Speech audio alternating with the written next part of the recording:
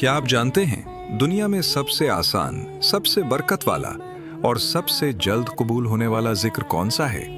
दुरूद शरीफ। हाँ, अल्लाहुम्मा सल्ली अला मुहम्मद व अला आलि मुहम्मद। ये वो जिक्र है जिस पर अल्लाह ताला खुद 10 रहमतें नाजिल करता है।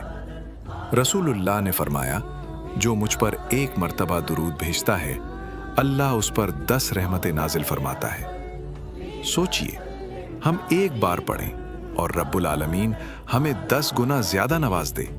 ये कैसी बड़ी रहमत है। और जो बंदा कसरत से दुरूद पढ़े, उसकी दुआएं जल्द कबूल होती हैं, दिल में सुकून उतरता है, घर में बरकत बढ़ती है और उसके नामे आमाल में नूर का इजाफा होता रहता है।